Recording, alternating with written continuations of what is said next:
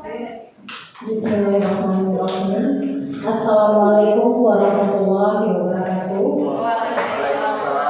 Alhamdulillahirabbil alamin. Puji dan syukur marilah sama-sama kita ucapkan kehadirat Allah Subhanahu wa taala yang mana pada pagi hari ini berkat limpahan rahmat dan nikmat-Nya kita telah diberikan keselamatan sehingga kita dapat mengikuti kegiatan diseminasi budaya positif di SMKN 1 Cembu.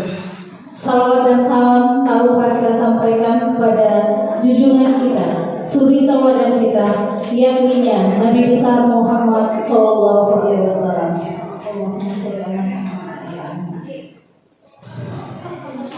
Insya Allah kita selalu istiqomah menjalankan ajarannya dan mendapatkan syafaatnya di akhirat ini. Amin amin ya rabbal alamin. Yang terhormat Bapak Kepala SMKN 1 Banjarmasin, Bapak Novianto SPD MPD.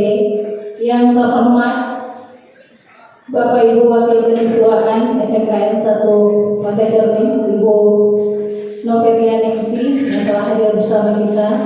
Yang kami hormati Bapak Ibu Majelis Guru yang berbahagia pada hari ini. Selanjutnya yang teristimewa Bapak Zainul Mutakin dan Ibu Yelena Nur yang menjadi narasumber kita pada hari ini, yang merupakan calon guru penggerak Angkatan 9 Kabupaten Solo SMKN 1 Pantai Cembu. Mengawali acara, marilah sama-sama kita menyanyikan lagu Indonesia Raya yang akan dipimpin oleh Ibu Nur Azizah.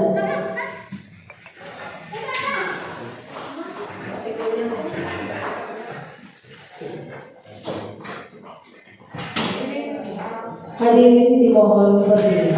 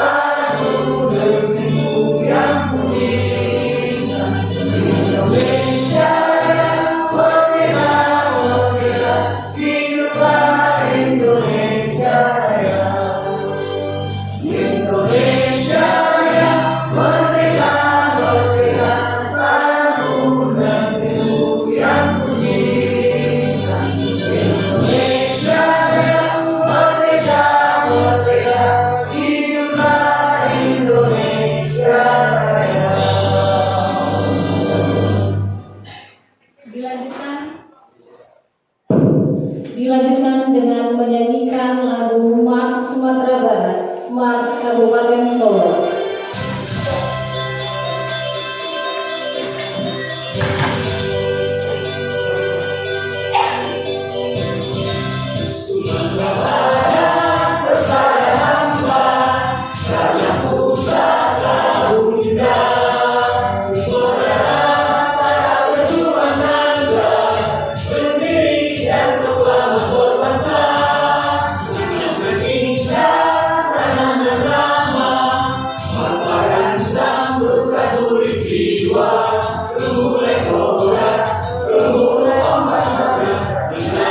Menarik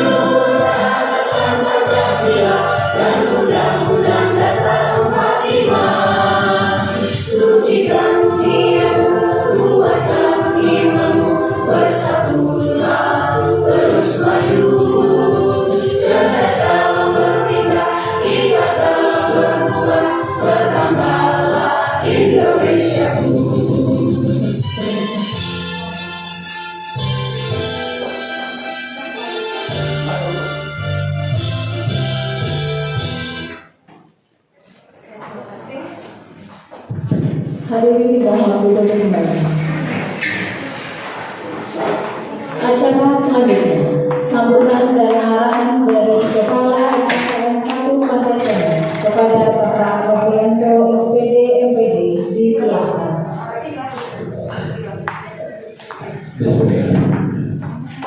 Assalamualaikum warahmatullahi wabarakatuh. Alhamdulillahirrahmanirrahim. Wassalatu wa alihi wa sahbihi wasallam. Yang sama kita hormati Bapak Ibu calon perwakilan angkatan 9 SMA Jakarta. Kemudian yang sama kita hormati Bapak Ibu Malaysia dulu dan semua kali ini. Puji syukur kita ucapkan kepada Rasulullah karena kita masih bisa hadir dalam acara isi ini mudah bersyukur yang disampaikan oleh calon pemenang angkatan 9 Indonesia. Kemudian secara selalu tidak bersama Sallallahu Alaihi Wasallam. Bapak Ibu yang kami pada hari ini kita melaksanakan acara bergerak yang mana untuk tema pada saat sekarang ini itu masalah budaya positif, yang mana nanti ini semua masukan juga kita sebagai tenaga pendidik seperti ini mana yang harus kita laksanakan dan dampaknya terhadap dunia pendidikan khususnya di salah satu pelajaran ini. Jadi kami berharap para Bapak Ibu dengan adanya misi positif ini memberikan dampak positif juga untuk sekolah kita. Dan juga kami berharap kepada Bapak Ibu calon perwakilan angkatan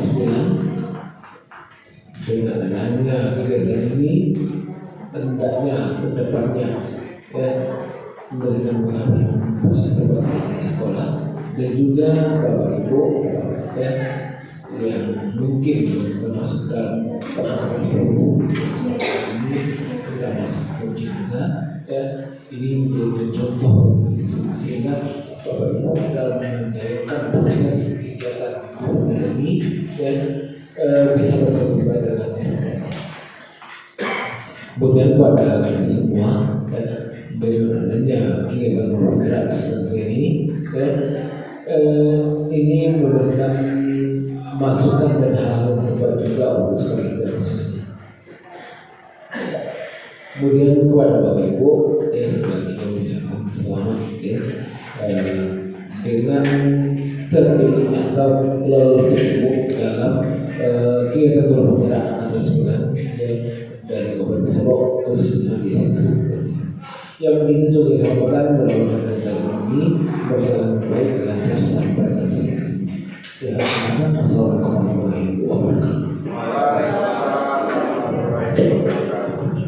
Terima kasih kepada Bapak Kepala Sekolah. Selanjutnya demi keberkahan dan kelancaran acara kita, marilah sama-sama kita berdoa yang akan dipimpin oleh Bapak Somi Rahadian. Pada Bapak Somi disilakan.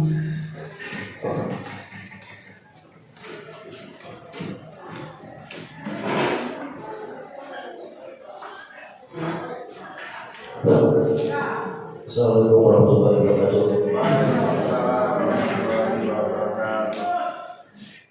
Demi keberkahan usaha kita pada hari ini, marilah kita sejenak berdoa memanjatkan kepada Allah Subhanahu wa taala.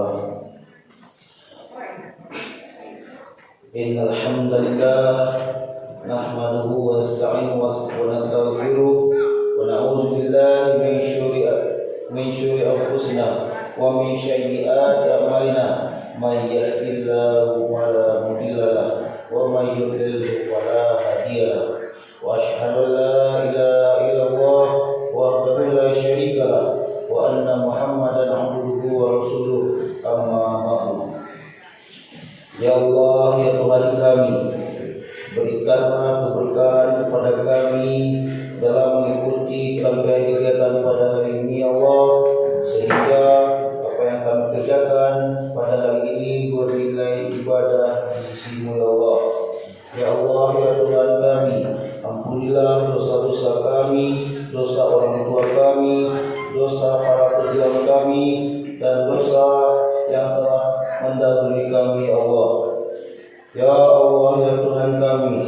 berikanlah kami nikmat iman, nikmat sehat, sehingga kami dapat bekerja untuk mencerdaskan anak-anak didik kami, sehingga mereka berguna bagi nusa, bangsa, dan agama.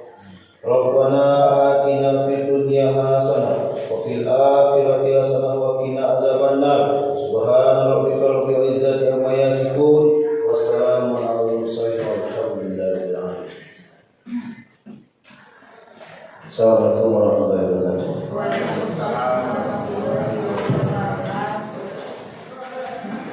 Selanjutnya, tibalah kita dengan cara inti kita, seminar diseminasi budaya positif oleh Bapak Ibu calon guru penggerak angkatan 9 dari SMK 1 Pantai. Materi yang pertama akan disampaikan oleh Bapak Zainul Mutahir. Maaf.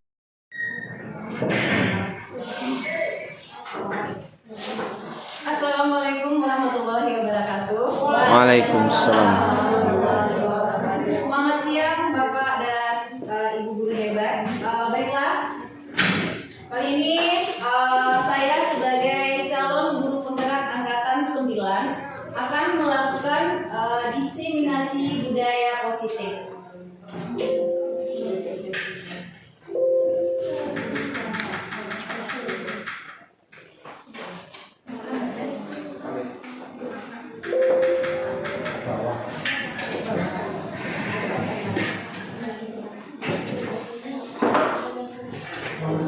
Baiklah, diseminasi budaya positif ini akan dilakukan oleh dua orang guru penggerak, yaitu saya sendiri dan Bapak Zainul Mutahir.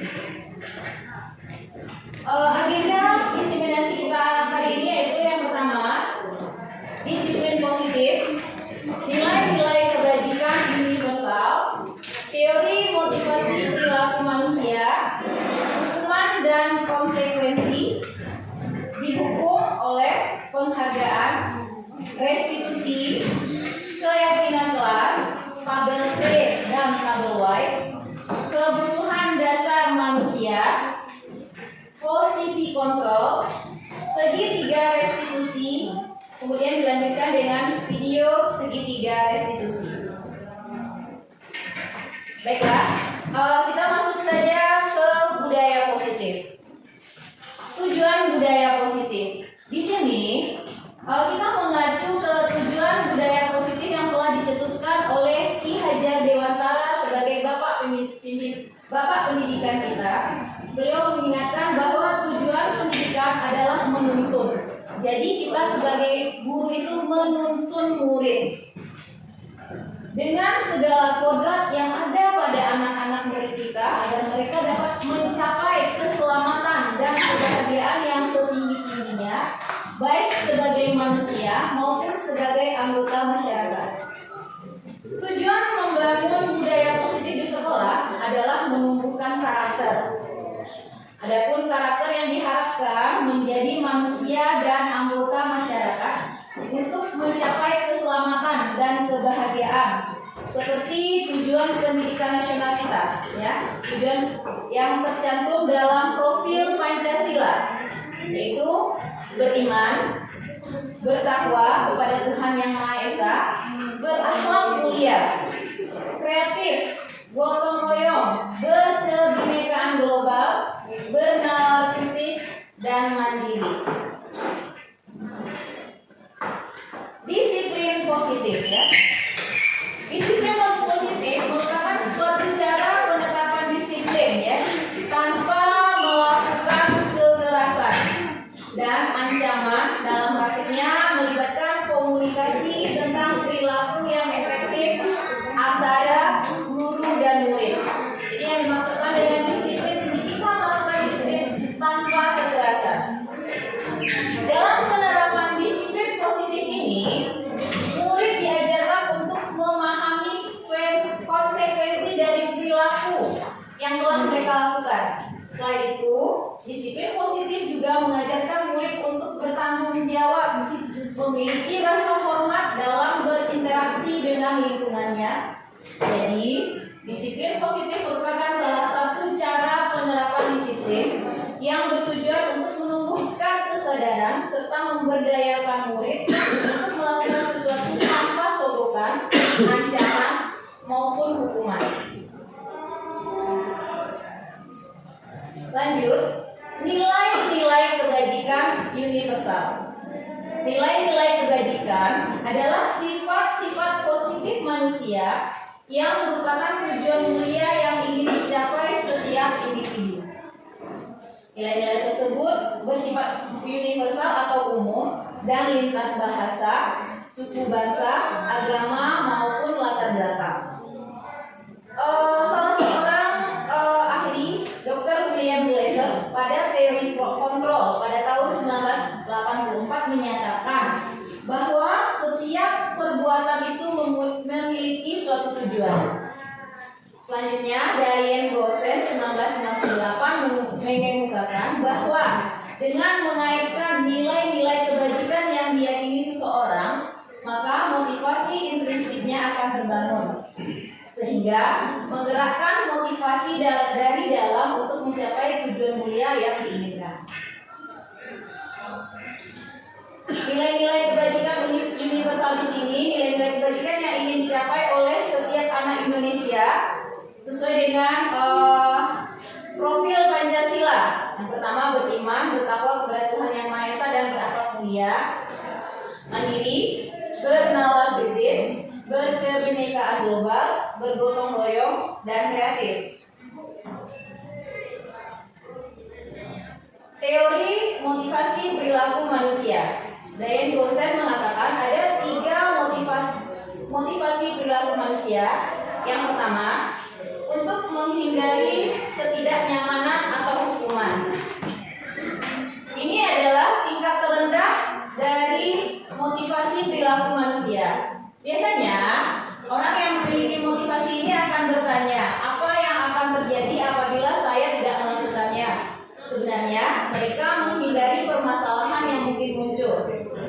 Motivasi ini bersifat eksternal. Salah satu contohnya adalah anak kita, kalau mereka masih mengerjakan tugas takut untuk dimarahi oleh guru dengan alasan kenapa tidak membuat tugas, nanti takut dimarahi oleh ibu guru. Berarti motivasi ini masih bersifat eksternal. Kita lanjutkan. Kemudian untuk mendapatkan imbalan atau penghargaan dari orang lain. Satu tingkat di atas motivasi pertama, orang yang memiliki motivasi ini akan bertanya, apa yang akan saya dapatkan apabila saya melakukannya?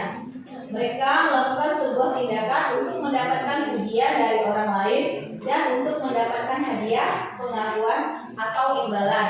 Misalnya, di dalam kelas, kita mengatakan, siapa nanti yang dapat nilai tertinggi akan ibu kasih hadiah atau reward. Itu termasuk kepada motivasi yang kedua. Ini masih merupakan motivasi yang eksternal. Lalu selanjutnya kita bertanya, apa motivasi yang paling bagus? Motivasi yang paling bagus itu adalah motivasi yang ketiga, yaitu untuk menjadi orang yang mereka inginkan dan menghargai diri sendiri dengan nilai-nilai yang mereka percaya. Orang dengan motivasi ini akan bertanya, akan menjadi orang seperti apa saya apabila saya melakukannya. Mereka melakukan sesuatu karena nilai yang mereka yakini. Ini adalah motivasi yang akan membuat seseorang memiliki disiplin positif karena motivasi berperilakunya bersifat internal. Internal maksudnya di sini datang dari diri sendiri. Selanjutnya kita masuk kepada hukuman dan konsekuensi. Hukuman itu bersifat satu arah ya, dari guru kepada siswa. Dari pihak guru yang memberikan dan murid yang hanya menerima satu hukuman tanpa melalui kesepakatan. Hukuman di sini misalnya, kalau anak terlambat, kita suruh jalan jongkok. Itu kan tidak ada kesepakatan antara kita dengan murid. Itu dinamakan dengan hukuman karena hanya datang dari satu arah saja. Atau pengarahan dari pihak guru baik sebelumnya dan sesudahnya. Hukuman yang diberikan bisa berupa fisik maupun psikis.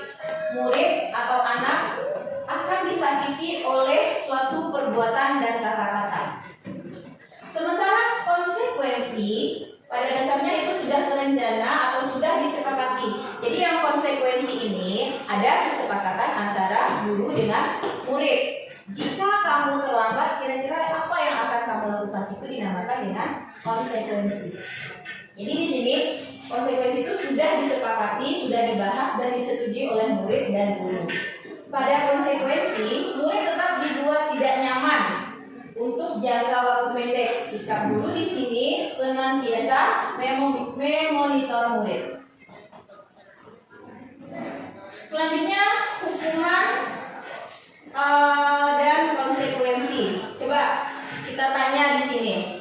Apabila tindakan kita mencatat 100 kali dalam buku, saya tidak akan terlambat lagi karena terlambat sekolah. Kira-kira itu hukuman atau konsekuensi? Hukuman? Pak Teguh Oktrio? Hukuman. Bapak Soni Radian? Hukuman. Ibu Erna? Hukuman. Pak Budi? Hukuman. Ya, hukuman ya. Di sini yang merupakan hukuman adalah yang pertama, lari mengelilingi lapangan basket 2 kali karena terlambat hadir di sekolah. Berarti ini datang dari guru saja, satu arah, tanpa adanya kesepakatan dengan murid. Kemudian murid diminta untuk push up 15 kali karena tidak menggunakan masker ke sekolah. Itu juga hukuman. Kemudian lagi yang keempat, menggantikan kertas teman yang telah dicoret-coret. Di sini itu dinyatakan sebagai konsekuensi. Kenapa ini dinyatakan sebagai konsekuensi?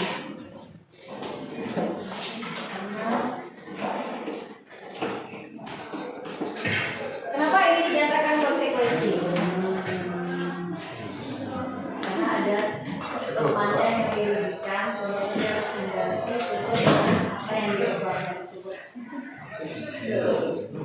Bu Firda, kenapa ini termasuk ke konsekuensi? Sama. Pak Teguh? Karena dia sudah beramai dengan hati. Kembali lagi ke dalam motivasi yang ketiga tadi. Iya. Nah, dia sudah tahu apa jika dia melakukan ini, berarti ini konsekuensi yang harus diterima. Kita lanjutkan. Membersihkan tumpahan air di meja tulis karena tersenggol pada saat belajar. Ini masuk konsekuensi. Ibu dia, kenapa ini termasuk konsekuensi, bukan hukuman? Karena merupakan perbuatan yang langsung. Ada akibatnya. Kemudian lagi yang ke 1, 2, 3, 4, 5, 6. Yang ke-6, murid disuruh untuk tidak menggunakan sepatu seharian di sekolah karena tidak menggunakan sepatu hitam. Pak Budi, kenapa ini disebut hukuman, bukan konsekuensi?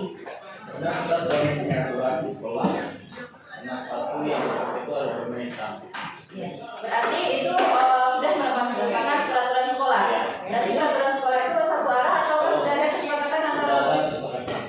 Kalau sudah, iya konsekuensinya. Kemudian yang terakhir, lari mengelilingi lapangan basket 2 kali karena terlambat 10 menit untuk pelajaran PJOK. Pak Andri, kenapa ini disebut dengan konsekuensi?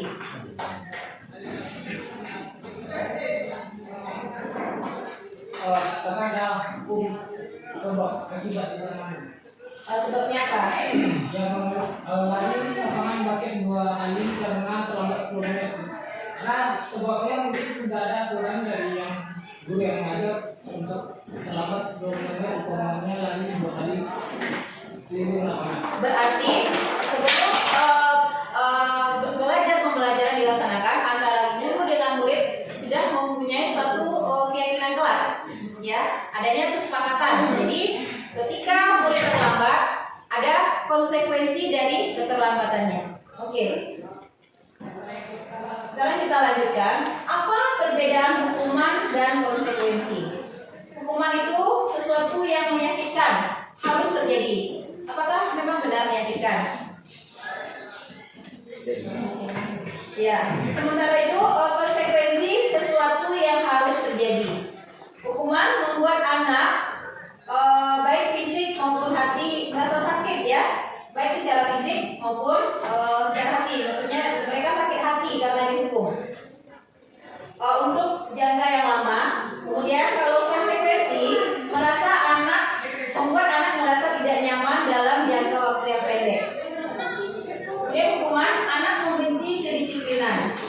Konsekuensi anak menghargai disiplin. Hukuman paksaan, stimulus dan tanggapan mendorong anak menyakiti diri sendiri, mendorong anak agar mudah menyesuaikan diri. Kemudian konsep diri yang buruk, konsep diri yang baik. Anak belajar untuk menyembunyikan kesalahan. Anak belajar untuk mematuhi peraturan. Marah, rasa bersalah, dipermalukan, merasa tak dihargai, kehilangan hak, dibuat tidak nyaman, diasingkan untuk sementara waktu. Dari kedua ini, hukuman dan konsekuensi, kira-kira mana yang baik kita gunakan untuk dalam mendisiplinkan siswa kita? Konsekuensi.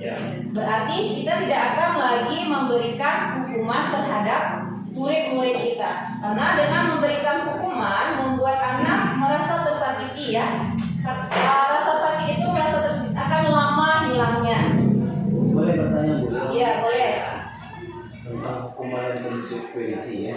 Kalau konsekuensi itu kan sudah ada kesepakatan. Apakah hukuman tersebut bisa kita ubah menjadi konsekuensi? Contohnya seperti ini. Kan intinya kan kesepakatan sebenarnya. Karena saya sudah sering melakukan ya. Di saat ada anak melakukan pelanggaran dan sering saya melakukan, menanyakan dulu, kalian maunya hukumannya apa? Saya bisa menjawab, apakah itu termasuk konsekuensi atau hukuman? Kalau konsekuensi itu dari awal kita sudah kita tentukan. Artinya di awal itu kita sudah buat kesepakatan, sudah kita tulis kesepakatan apa-apa saja yang akan kita lakukan kepada anak apabila mereka melanggar. Jadi kita berdasarkan kesepakatan yang kita buat antara guru dengan anak. Berarti kita tidak boleh keluar dari kesepakatan yang kita buat. Kesepakatannya harus tertulis. Iya, berarti dan itu harus didiskusikan. Didiskusikan jauh-jauh sebelum. Iya. Nanti kita akan belajar yang namanya keyakinan kelas. Oke. Ya. Oke, Pak Teguh? Oke. Nah, di sini dihukum oleh penghargaan, ya, bahwa penghargaan itu tidak selamanya baik, ya. Penghargaan berlaku sama dengan hukuman dalam arti meminta atau membujuk seseorang melakukan sesuatu untuk memenuhi suatu tujuan tertentu dari orang yang meminta atau membujuk. Dorongannya itu eksternal, tidak berasal dari dalam dirinya, masih berasal dari luar ya. Dan akan ada faktor ketergantungan.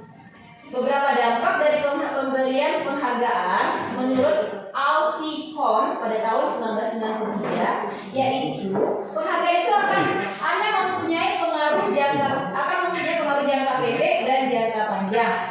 Penghargaan tidak efektif, kemudian penghargaan itu merusak hubungan, penghargaan mengurangi ketepatan, penghargaan menurunkan kualitas, penghargaan menurunkan kreativitas, penghargaan menghukum dan penghargaan mengurangi motivasi intrinsik.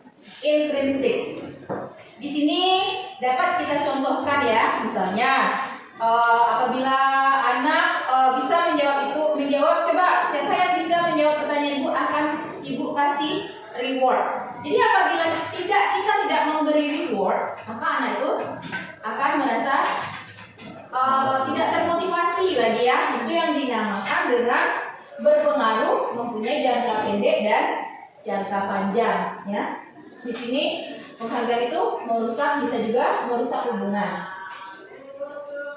Oke, sejauh ini ada pertanyaan mengenai dihukum oleh penghargaan?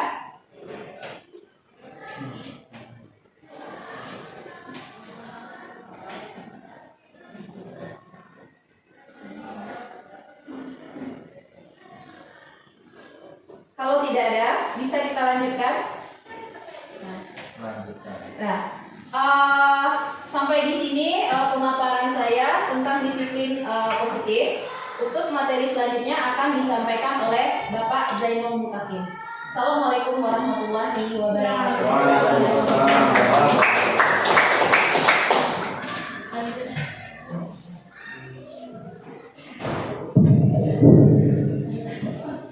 Bismillahirrahmanirrahim. Assalamualaikum warahmatullahi wabarakatuh. Langsung kita lanjutkan kata-kata penghormatan saya tumpahkan saja kepada pembawa acara datang kepada divisi. Pak, izin bicara Pak. Lanjut saja kita lanjutkan tentang keyakinan kelas. Apa itu keyakinan kelas, apa peraturan kelas, dan apa itu tentang aturan. Sudah dipancing dari apa yang disampaikan oleh kawan saya yaitu Ibu Iel tentang adanya hukuman dan konsekuensi. Ya, inti apa bedanya hukuman dan konsekuensi? Intinya adalah hukuman itu adalah seseorang melanggar tapi hukumannya tidak sesuai dengan pelanggaran. Kalau konsekuensi di situ sesuai dengan pelanggarannya. Sebagai contoh tadi menumpahkan air maka konsekuensinya membersihkan. Mencoret-coret maka konsekuensinya menghapus. Ada tadi yang lari tapi masuk konsekuensi karena di situ masuk ke pelajaran olahraga maka ada hukumannya, ada konsekuensi. Artinya inti dari konsekuensi dan hukuman adalah kalau hukuman tidak sesuai dengan apa yang dilakukan antara tidak ada korelasi antara pelanggaran dengan hukumannya, sanksinya, tapi kalau konsekuensi ada hukuman, ada korelasinya. Seperti halnya siswa terlambat disuruh mengambil sampah itu adalah hukuman. Meskipun itu satu kesepakatan, tetap kesepakatan itu tetap dinamakan hukuman karena tidak ada korelasi dengan tindakan yang dilanggar. Maka sebagai konsekuensi, sebagai contoh, kalau kita hari ini tidak mengajar, maka konsekuensinya adalah mengganti di hari berikutnya pada jam di luar jam pelajaran. Itu adalah satu konsekuensi. Seperti halnya siswa terlambat 5 menit, maka perlu menambah waktu belajarnya selama 5 menit. Itu adalah salah satu bentuk dari konsekuensi. Ya, kita lanjutkan karena antara hukuman dan konsekuensi itu nanti akan berpengaruh dalam pembentukan dari keyakinan kelas.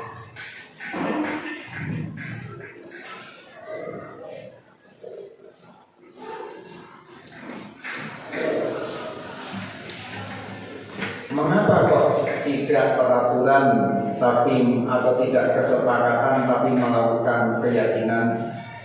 Ini ada satu tingkatannya.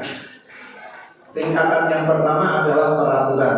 Apa yang diatur oleh sekolah, apa yang diatur oleh orang lain maka wajib kita laksanakan. Kemudian kesepakatan, sepakat itu baik sesuai dengan diri kita atau enggak. Kalau orang sepakat berarti itu menjadi satu aturan. Jadi kalau kesepakatan pun kadang-kadang kelemahannya belum tentu itu dasarnya dasar kebenaran. Karena sering kita mengambil satu keputusan dengan keputusan suara terbanyak. Satu kesepakatan yang paling bagus adalah ketika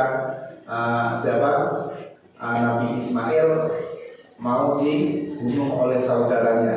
Satu orang mengatakan jangan dibunuh, tapi kita tinggalkan saja di hutan. Maka satu orang dasarnya dasar kebenaran bisa mengalahkan 8 orang saudaranya yang ingin membunuh. Itu adalah sebagai satu contoh kesepakatan itu harus sesuai dengan aturan atau norma yang ada. Yang kita laksanakan seringkali adalah peraturan. Peraturan itu adalah sesuai dengan norma. Maka aturan yang ada pada sekolah kita adalah sesuai dengan kebajikan universal sesuai dengan profil pelajar Pancasila. Itu acuan pertama aturannya. Kemudian aturan tersebut diturunkan menjadi aturan sekolah, menjadi aturan kelas. Karena kita adalah semuanya guru, tidak harus wali kelas, kita sebagai guru mata pelajaran harus membuat satu keyakinan kelas yang sama-sama diyakini oleh siswa kita. Caranya bagaimana? Keyakinan itu intinya adalah satu kalimat positif. Kita sering dan tidak dilarang datang terlambat. Itu satu peraturan. Rubah peraturan tersebut dengan kalimat positif. Apa kalimat positifnya? Sebagai contoh adalah apa misalkan? Ayo datang tepat waktu. Nah, seperti itu. Jadi inti dari keyakinan itu adalah kita menggerakkan orang lain dan diri kita dengan kalimat-kalimat positif sesuai dengan sekarang kan parenting itu kita mendidik anak jangan sekali-kali mengatakan jangan, tapi rubah dengan kalimat positif. Jangan main kotor, rubah dengan Ayo bersih.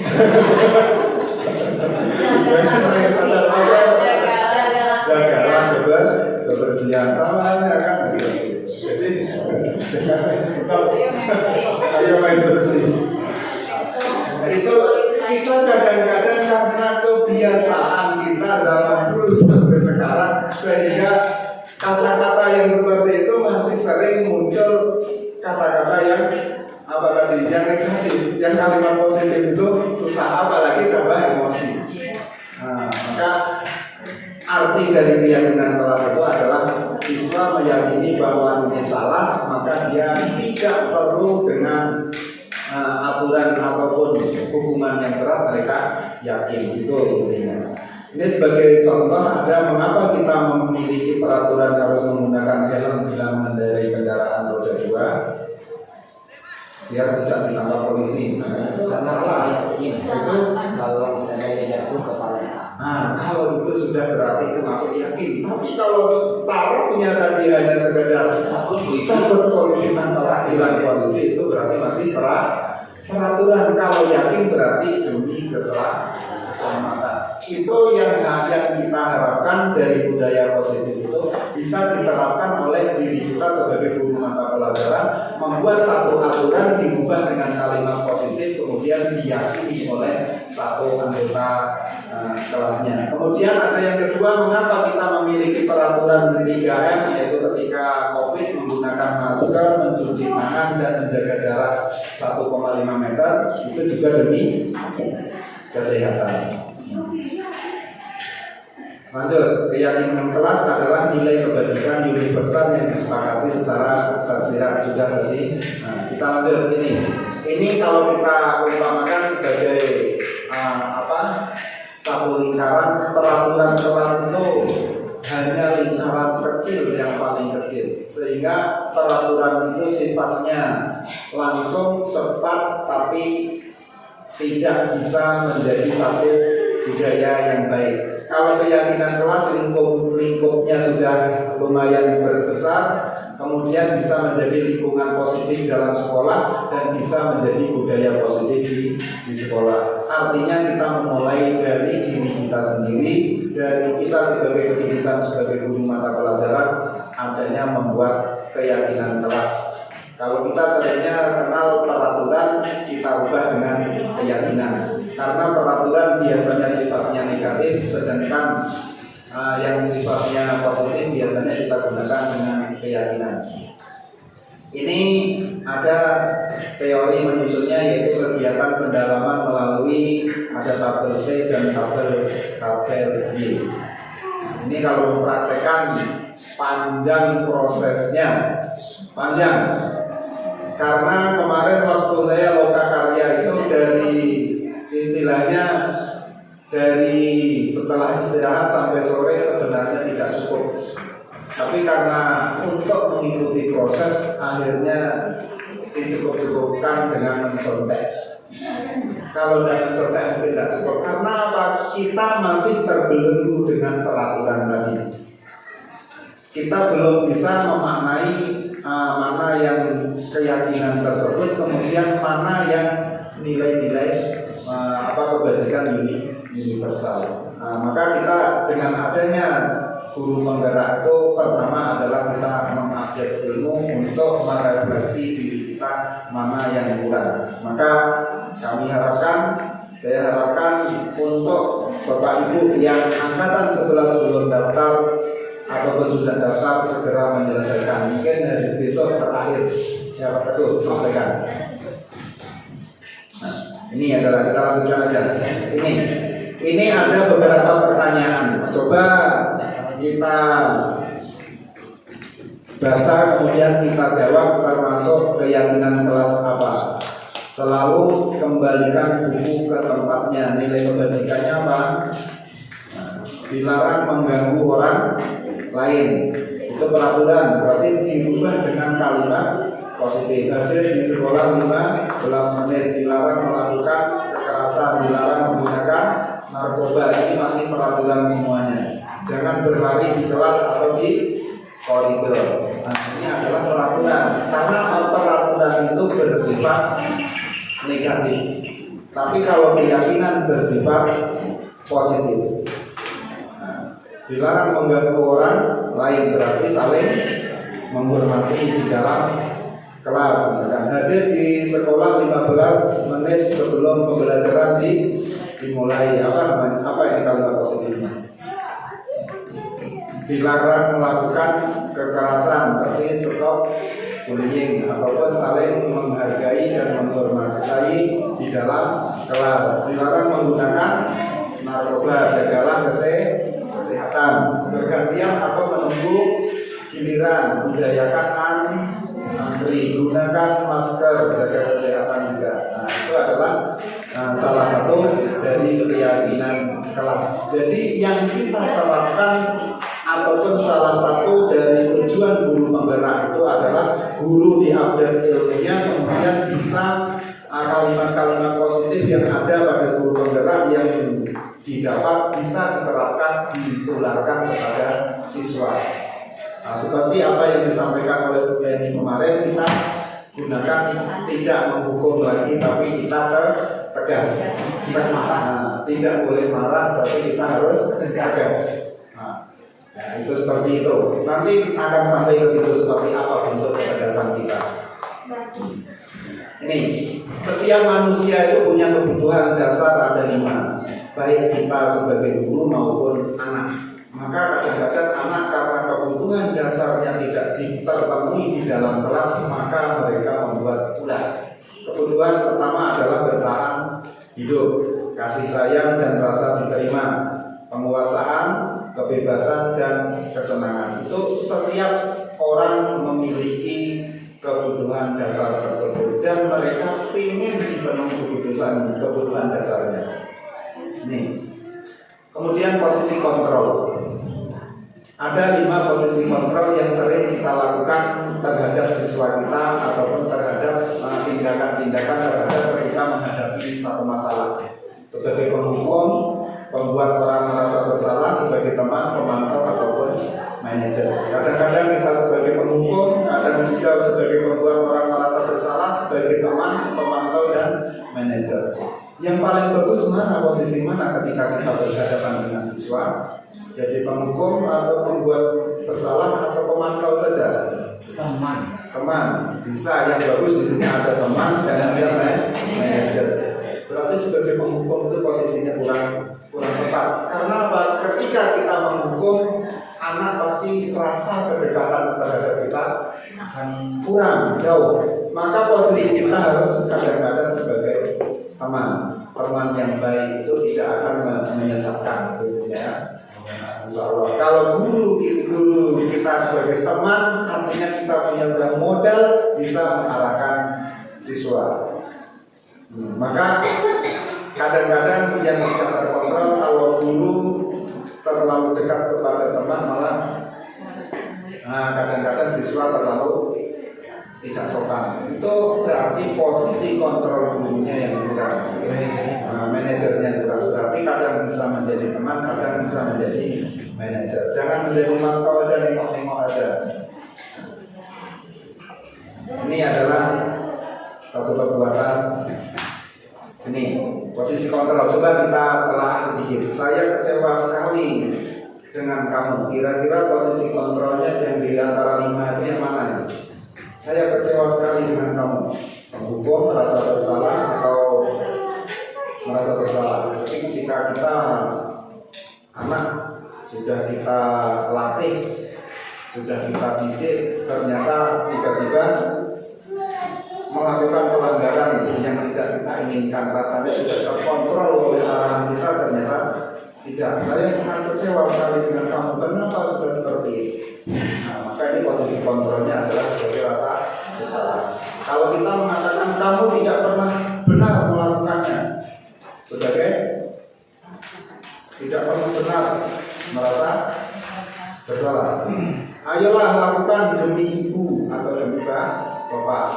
Sebagai teman, misalkan anak terlambat, janganlah terlambat lagi terus. Kasihanlah kepada bapak, kasihanlah kepada ibu, kasihanlah kepada orang tua. Gimana? Cobalah kalau kalian terlambat, bapak sebagai wali kelasnya akan ditegur juga oleh Bu Ria sebagai wakil kesiswaan, akan ditegur juga saya nanti oleh kepala sekolah. Itu dari posisi sebagai teman. Kemudian apakah kamu mau mendapatkan stiker bintang hari ini? Nah, ini berarti ini sebagai apa ini?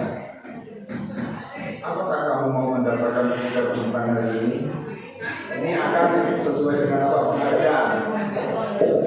Memberi penghargaan. Bagaimana kamu bisa menyelesaikan masalah ini? Nah, manajer, bagaimana kamu bisa menyelesaikan masalah ini? Harusnya ketika ada orang anak siswa bersalah, tanyakan kembali ke siswa. Bukan kita yang memberi keputusan. Berarti kita seperti kata Bu Reni tadi, ambil hatinya, bukan dibelah. Bukan dibelah ya Bapak. Kita sentuh hatinya yaitu dengan tadi posisi sebagai teman dan posisi kontrol sebagai manajer. Nah, kamu selalu yang paling akhir. Nah, ini posisinya. Ada pembuat orang bersalah, teman, pemantau, manajer dan penghukum. Lanjut, kita ke restitusi. Ini adalah lanjutan dari tadi. Kalau kita sudah tahu posisi kontrol kita, maka kita akan mengadakan restitusi. Apa itu restitusi? Saya pun baru kenal sama restitusi ini adalah ketika CGP. Nah, berarti di CGP saya kenal hal yang baru, salah satunya adalah restitusi. Restitusi itu adalah proses menciptakan kondisi bagi murid untuk memperbaiki kesalahan mereka, sehingga mereka bisa kembali pada kelompok mereka dengan karakter yang lebih kuat. Nah, restitusi ini prosesnya kolaboratif yang mengajarkan murid untuk mencari solusi untuk masalah mereka dan membantu murid berpikir tentang orang seperti apa yang mereka ingin menjadi tujuan mulia dan bagaimana mereka harus memperlakukan orang lain. Artinya restitusi tadi kita harus menyentuh hati mereka. Ini yang kadang-kadang kita sebagai guru yang dididik oleh guru-guru yang terdahulu jarang melakukan kegiatan restitusi. Kita sering menggunakan kegiatan hukuman. Nah, ini ada hukuman, ada konsekuensi, ada restitusi. Nih, segitiga restitusi.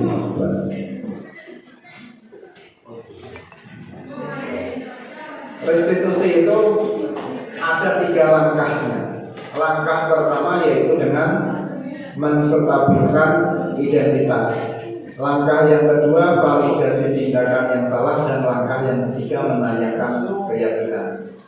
Menstabilkan identitas itu bagaimana? Kalau ada siswa kita yang melanggar ataupun berbuat kesalahan, tanya dulu apa alasannya, ditanya dulu kenapa berbuat seperti itu. Setelah itu kita pun harus distabilkan. Cara menstabilkannya apa? Manusia itu memang tempatnya salah dan dosa. Ataupun bapak pun dulu ketika siswa pernah juga melakukan kesalahan-kesalahan seperti itu, stabil. Jadi ketika mereka emosinya tinggi, distabilkan. Tidak hanya dia sendiri yang melakukan kesalahan, orang lain pun bisa melakukan kesalahan. Itu jadi distabilkan.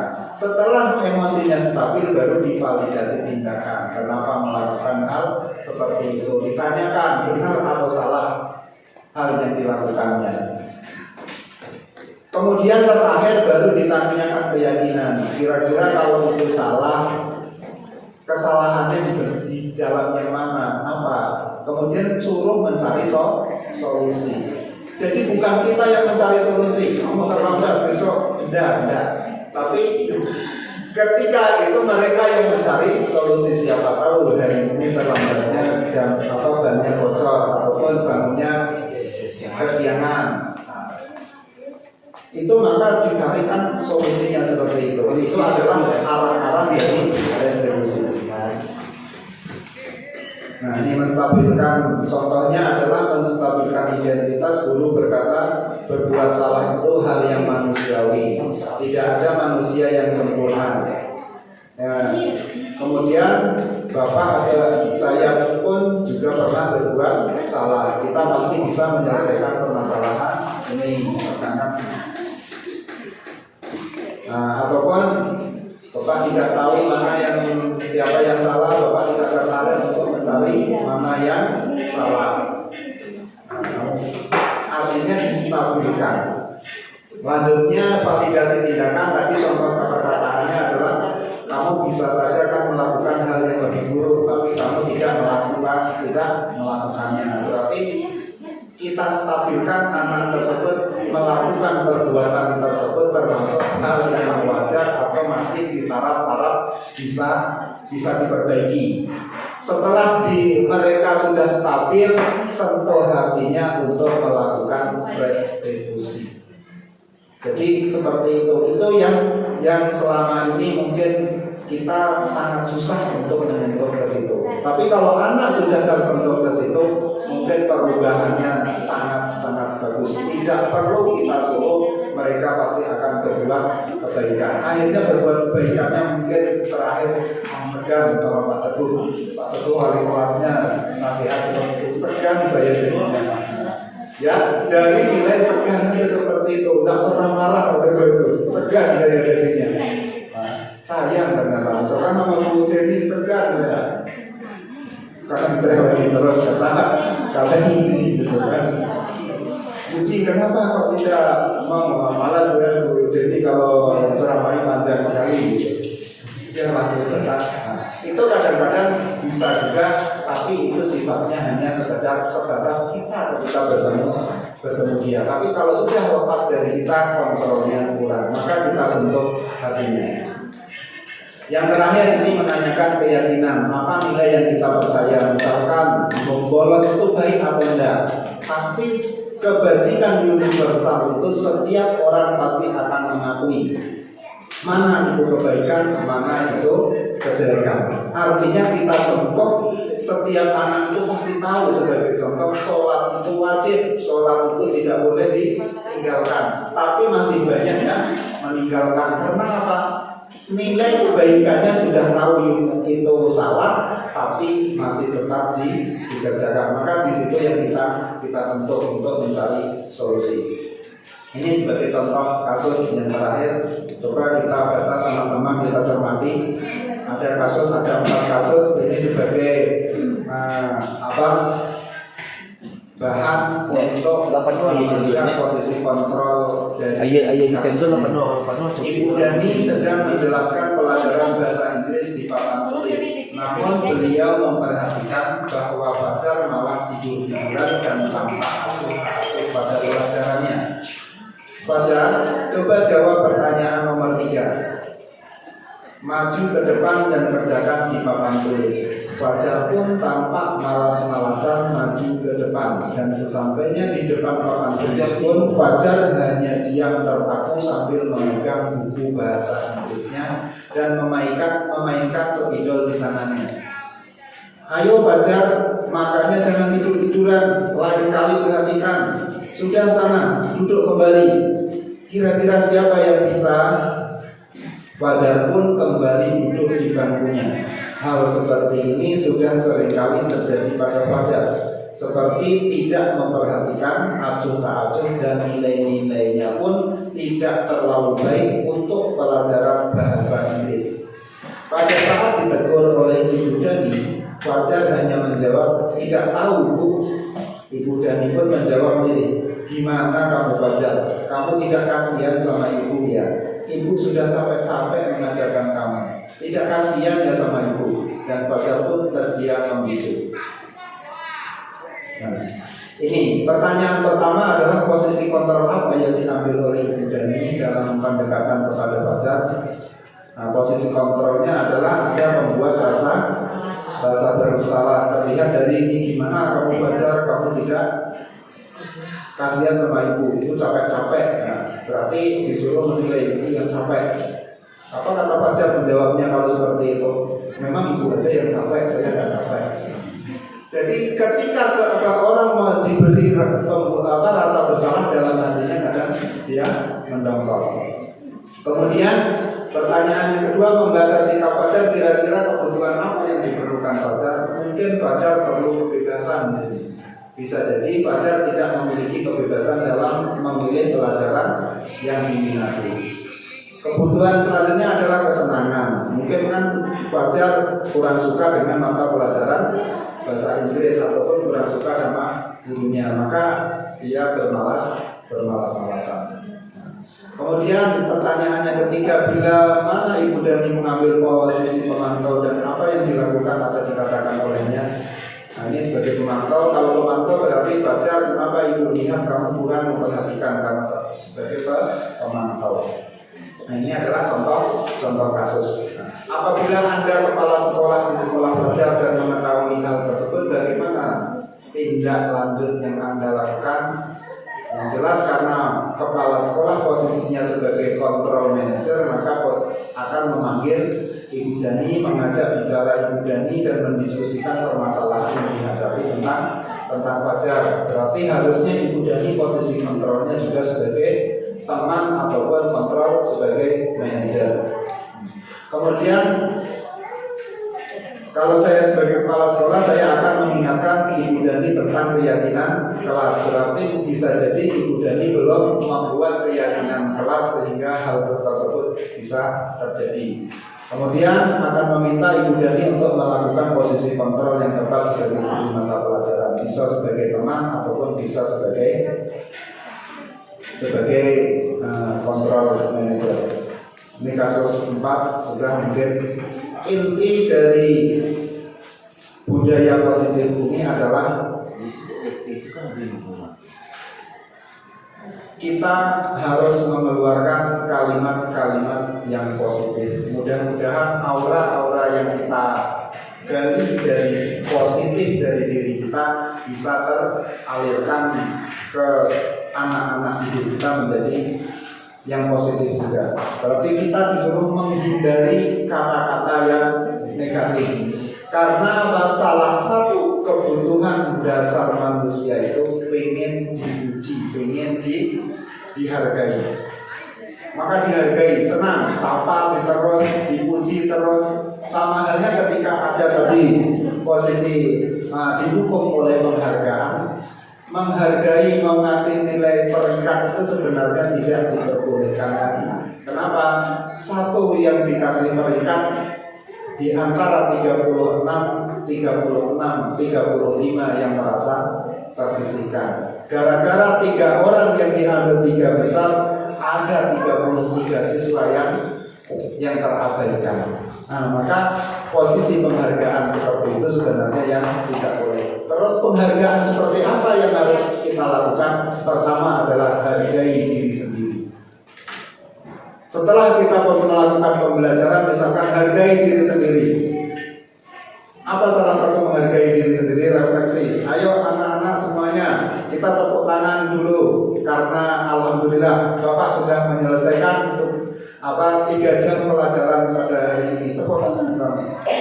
Yang kedua, kita hargai alhamdulillah juga lebih keras lagi tepuk tangannya kepada siapa? Kepada kita semua yang sudah ikut melaksanakan pembelajaran. Hal-hal yang seperti itu yang perlu kita tingkatkan, salah satu bentuk dari budaya positif kita sebagai guru mata pelajaran. Sebagai acuan prakarsa perubahan kemarin juga saya menyampaikan senang dengan usulan ataupun bukan usulan apa yang sudah sering disampaikan oleh Pak Ketua ketika pagi hari mengumumkan menyambut siswa dengan mic. Saya pun sekali-kali melakukannya juga. Dengan hal seperti itu mungkin di antara 130 anak yang sekarang ini ada 2-3 orang yang tersentuh. Alhamdulillah pagi ini saya disambut. Nah, itu adalah hal-hal yang positif yang seperti itu. Seperti hal-hal yang lain.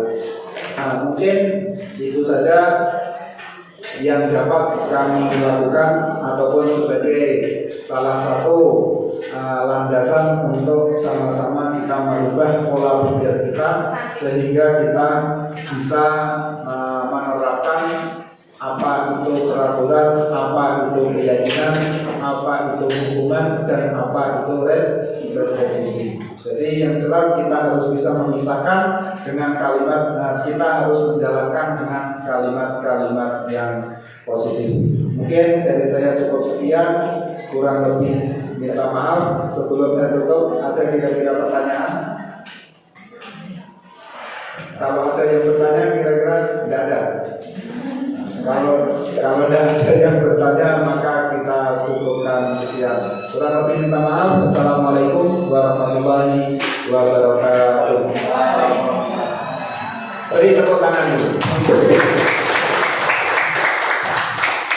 Dan untuk saya, untuk kita semua.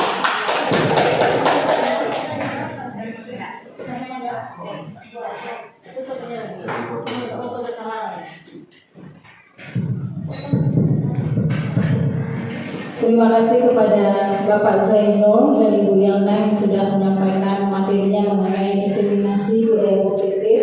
Luar biasa materi yang sudah beliau paparkan. Sekali lagi apus untuk Ibu Yana dan Bapak Zainul. Mudah-mudahan apa yang sudah mereka sampaikan bisa kita aplikasikan dalam kegiatan kita di sekolah ini.